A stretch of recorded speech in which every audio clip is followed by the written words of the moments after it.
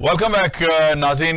मेरे साथ इस वक्त मौजूद हैं कॉलमिस्ट हैं, सीनियर सहाफ़ी हैं और इलेक्ट्रॉनिक मीडिया की जानी पहचानी शख्सियत हैं मोहतरम नासिर शिराजी साहब। वेलकम करते हैं प्रोग्राम में। अस्सलाम वालेकुम शिराजी साहब। वालेकुम सलाम जी। शिराजी साहब, ट्रंप जीत गए और पीटीआई ने बड़े शादियाने बजाए और ट्रंप की जीत पे ऐसे लगा जैसे उनको बहुत बड़ा एक कोई हासिल होने वाला है, कुछ ऐसी चीज जिसकी उनको बहुत देर से उम्मीदें हैं। लेकिन अलीमा खान की स्टेटमेंट ने उनके शायद दिल खट्टे कर दिए जब उन्होंने कहा कि ट्रंप हमें क्यों छुड़वाएगा, वो हमारा अब्बा है। और साथ उन्होंने ये भी कहा कि ये तो हमारे बयानिए के उलट बात है कि अगर हम ये तवक्को ट्रंप से रखें तो हम तो फिर गुलामाना ज़हनियत रखते हैं। जरा बताइएगा आप इस बारे में क्या कहते हैं। जी शम्सी साहब, जो पाकिस्तान की तारीख है और अमेरिका के साथ हमारे ताल्लुकात की तारीख है, उसके पेश नजर तो हम ये कह सकते हैं कि कुछ भी हो सकता है, किसी भी वक्त हो सकता है, क्योंकि हमारी तारीख यही रही है। लेकिन ट्रंप साहब की जीतने के हवाले से जिसको ज्यादा खुशी है या जिसको कम खुशी है, ये उनके जाती मामला है, उन्हें ये खुशियां मनाने या खुशियां ना मनाने का हक हासिल है। सही। जहां तक हकायक का ताल्लुक है, देखिए माजी में भी अमेरिका ने ये कहा था कि हम किसी के मामलात में दखल नहीं देते, लेकिन उन्होंने तकरीबन हर हमारे मामले में ही दखल दिया है।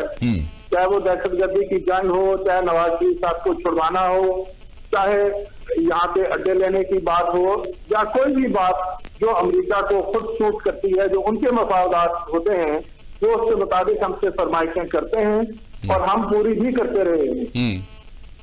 लेकिन जहां तक अलीमा खान साहब का ये कहना है कि ये हमारे बयानिए के खिलाफ है, अभी मैं समझता हूँ कि उनका सियासी विजन जो है वो इतना क्लियर नहीं है जो कुछ हमने यहाँ पे माजी में देखा है। उनका ये पॉलिटिकल स्टेटमेंट मैं कहूंगा, लेकिन कुछ अजब नहीं कि ये डील हो जाए, लेकिन अमेरिका ऐसे मामलात में खुद कभी सामने नहीं आता।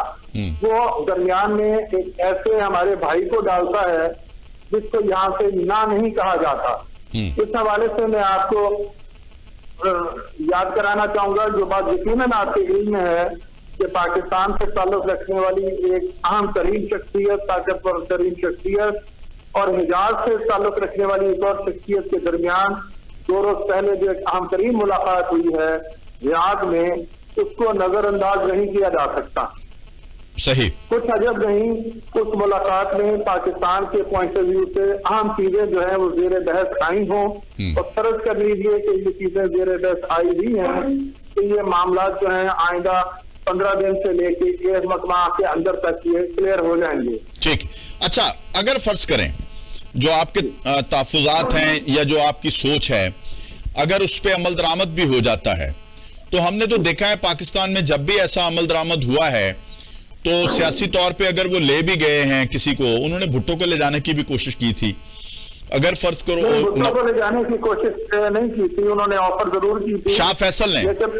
जी नहीं, शाह फैसल तो उस वक्त ज्यादा नहीं, शाह फैसल तो दुनिया से जा चुके थे, ये तो बात दुरुस्त है, लेकिन शाह फैसल के जो वहां के उसके बाद हुक्मरान, बड़ी तारीखी बात है, वो भी अर्ज करता चलो रिकॉर्ड के लिए। अच्छा, उसको मैं जरा सवाल ले लें। अच्छा, उस वक्त ज़ियाउल हक के बहुत करीबी ताल्लुकात थे सऊदी अरब के साथ, अरब ममालिक के साथ, लेकिन उसने किसी इस्लामिक मुल्क की कोई बात नहीं सुनी थी, चूंकि अमेरिका चाहता था कि भुट्टो फांसी लग जाए। एक बात। दूसरी बात यह कि जब नवाज शरीफ को सऊदी अरब लेके गया, उस वक्त भी अमेरिका जो है वो अपना नवाज शरीफ के हक में नहीं था। उसको उम्र कैद भी हो चुकी थी, उसको अपना त्यारा हाईजैक केस में सजा हो चुकी थी, नवाज शरीफ को बहुत बुरे हालात में जेल में रखा गया था, लेकिन फिर भी कंडीशनल उनको लेके जाया गया। एक मुआहिदा हुआ कि आप 10 साल 11 साल सियासत से दूर रहेंगे, और 5 साल वो बाकायदा तौर पे दूर रहे, और फिर उन्होंने जुबान खोलनी शुरू की, फिर उन्होंने मुलाकातें शुरू की। अगर इस तरह की कोई ऑफर आती है तो ऐसे तो नहीं होगा कि जी दूसरे लोग कोई मुंह में कोई घुंघरियां डाल के तो नहीं बैठे हुए कि उनको दंदनाते हुए पीटीआई को उसी तरह छोड़ दिया जाएगा। 9 मई किया हुआ है, हाँ کوئی ڈیل ہو سکتی ہے کوئی ملک اپنے پاس لے جائے عمران خان کو؟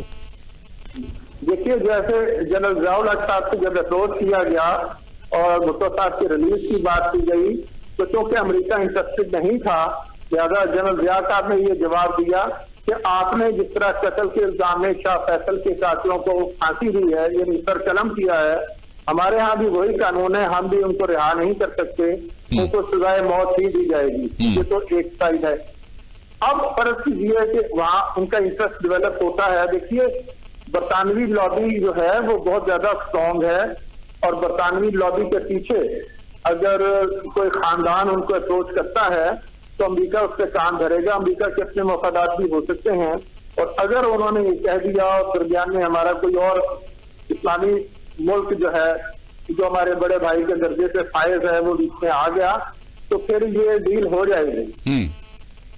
تو اس میں کہا یہی جائے گا کہ امریکہ کا اس سے کوئی سروکار نہیں ہے، ٹھیک ہے، یہ تو فلاں کے کہنے پہ نہیں، تو اس میں گیو اینڈ ٹیک تو ہوگا نا جی، کچھ نہ کچھ، اور ایک طریقہ اور ہوگا عدالتوں کے ذریعے رہائی تاکہ بری کر دیا جائے گا۔ نہیں میں نے کہا کہ گیو اینڈ ٹیک تو کچھ ہوگا جی، پیکج ڈیل ہوگی، اور پیکج میں یہ بھی ہو سکتا ہے کہ جو سیٹیں ابھی نہیں ملی جو سنی تحریک کے پاس ہیں وہ ان کو دے دی جائیں، جو ریزرو سیٹیں ہیں وہ بھی دے دی جائیں۔ شراکت اقتدار کا فارمولہ بھی ہے کہ پیپلز پارٹی کے ساتھ مل کے شریک اقتدار کر لیا جائے، نون لیگ اقتدار سے باہر ہو جائے، تو یہ پیکج ڈیل ہوگی، صرف ایک شخصیت کی رہائی نہیں ہوگی۔ ٹھیک ہے، اچھا اس میں یہ بھی آپ سمجھتے ہیں کہ کوئی ریلیونسی بنتی ہے کہ ٹرمپ کے الیکشن کے ارد گرد سارے لیڈر باہر گئے ہیں، جس میں نواز شریف صاحب ہیں، جس میں مولانا فضل الرحمان ہیں، مریم نواز صاحبہ ہیں، بلاول بھٹو ہیں، آصف علی زرداری ہیں، اس وقت جو قیادت ہے اول نمبر کی وہ ساری جو ہے ملک سے باہر ہے، اور کیا آپ کو لگتا ہے کہ یہ اتفاق ہے یا کوئی اپنا سوچا سمجھا کوئی منصوبہ ہے جس پہ عمل درآمد کرنے وہ گئے ہیں وہاں پہ؟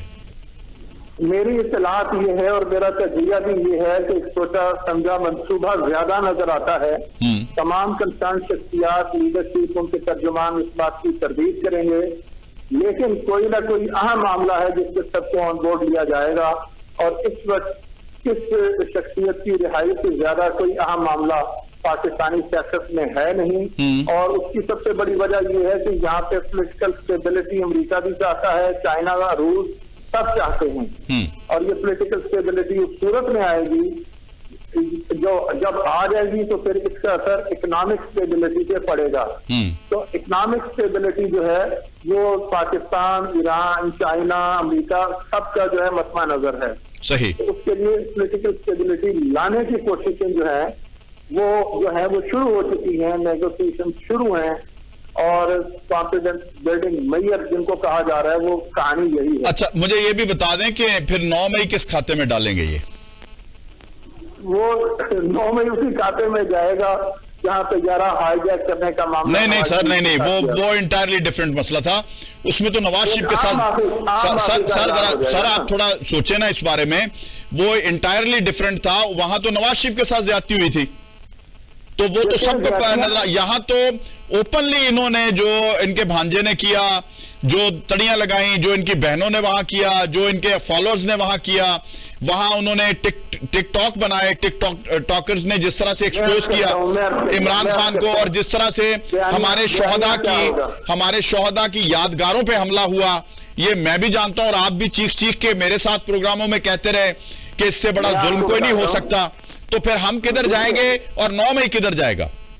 یہ سب کچھ ہوا میں اڑ جائے گا۔ دیکھیے ہوتا کیا ہے، جب ریلیف دینا طے ہو جائے نا جی، پھر تعویلیں گھڑ لی جاتی ہیں، پھر کہا جائے گا پتہ ہے مکہ سے جو عام معافی دی گئی تھی ہم نے اس نیک عمل کی پیروی کرتے ہوئے عام معافی کا اعلان کیا ہے، یہ کہا جائے گا۔ تو پھر سر بلوچوں کا کیا قصور ہے؟ بس یہ پھر میں اور آپ سوال اٹھائیں گے۔ نہیں مجھے بتائیں نا کہ وہ اس سے بڑے پھر دہشت گرد تو نہیں ہے، اس سے بڑی دہشت گرد جماعت کیا ہو سکتی ہے جنہوں نے انڈیا کے ساتھ، وہ اور معاملہ ہے وہ دہشت گردی، آپ درست کہہ رہے ہیں، میں بھی یہی کہتا ہوں، لیکن وہ معاملہ ایبسلیٹلی مختلف ہے، اس کی نوعیت اور ہے، اس کے پیچھے جو کرانے والے ہیں وہ اور ہیں، اور کیا ہیں ہم تو صاف۔ اچھا ایک اور شرائی صاحب، دو چیزیں یہاں پہ بڑی واضح طور پہ ابھر کے سامنے آئی ہیں۔ ہم نے 9 مئی کے اوپر نا کبھی ہم نے کسی حکومت کی طرف سے کوئی پریس کانفرنس نہیں دیکھی، کیونکہ اس وقت ساری جو 9 مئی ہوا وہ ساری کیئر ٹیکر گورنمنٹس تھیں، آپ کو بھی پتا ہے مجھے بھی پتا ہے، ٹھیک ہے؟ اور 9 مئی کے اوپر جتنی ہمیں پریس کانفرنس ہوئی ہے، بریفنگز دی گئی ہیں ہم جرنلسٹوں کو، میں بھی وہاں کئی دفعہ موجود ہوا اس پریس کانفرنس میں، D G I S P R نے جو بتایا، D G I S P R نے ان کے ظلموں کی داستان ہمیں سنائی، D G I S P R نے ان کے جو کیے ہوئے جرم ہیں ان کی فہرست جو ہے وہ ہمارے پاس اور آپ کے پاس موجود ہے۔ تو مجھے بتائیں، ایسا تو ممکن ہی نہیں ہے، پھر جنرل فیض کو کس کھاتے میں پکڑا ہوا ہے؟ اور بتایا یہ جا رہا ہے کہ بہت سارے ثبوت ملے ہیں، اور جو لاہور میں پی ٹی آئی کے لوگ ہیں ان کو کس بنیاد پہ رہا کیا جائے گا؟ کیونکہ اب وہ زمانہ نہیں ہے پرنٹ میڈیا کا، سب نے سنا بھی ہے اور دیکھا بھی ہے، آنکھوں دیکھا حال ہے۔ دیکھیے جب کسی کو رہائی دینی ہو یا طے ہو جائے کہیں طاقتور حلقوں، سر نہیں نا یہ ہم کیوں مانے؟ میرا جواب سن لینا سر، ہم کیوں مانے؟ آپ اور میں کیوں مانے؟ میرا جواب سنے نا۔ جی پلیز۔ جب کسی کو ریلیز کرنے کا یا معافی دینے کا فیصلہ ہو جاتا ہے تو پھر کہا جاتا ہے کہ جی ثبوت اتنے نہیں تھے کہ کسی کو سخت سزا دی جا سکتی، لہذا قانون نے، عدلیہ نے آزادانہ فیصلہ کیا ہے، یہ کہا جاتا ہے۔ اور عدلیہ میں جو تبدیلیاں آئی ہیں ان کے پیچھے نظر کیا ہے آپ کو اندازہ ہونا چاہیے کہ بڑی انورٹڈ کامات میں ہے مثبت تبدیلیاں، تو وہاں سے مثبت فیصلے آئیں گے، لفظ مثبت فیصلے بھی انورٹڈ کامات میں ہے۔ صحیح، بہت بہت شکریہ ناصر شیرازی صاحب، آج کے پروگرام میں ہمارے ساتھ موجود رہے۔ ناظرین، آج کا پروگرام آپ نے دیکھا ہے، اس میں ہم نے زیر بحث آنے والے معاملات پہ تمام سوالات اٹھائے ہیں، اور ان سوالات کے جوابات بھی اپنے تائیں ہمارے مہمانان گرامی نے جو ان کی سوچ میں تھے وہ دیے۔ فیصلہ آپ نے کرنا ہے کہ ہم کس حد تک کامیاب رہے۔ آج تک کے پروگرام کے لیے مجھے اور میری ٹیم کو اجازت دیجیے، آپ سے آئندہ پروگرام میں ملاقات ہوگی۔ اللہ حافظ، پاکستان زندہ باد۔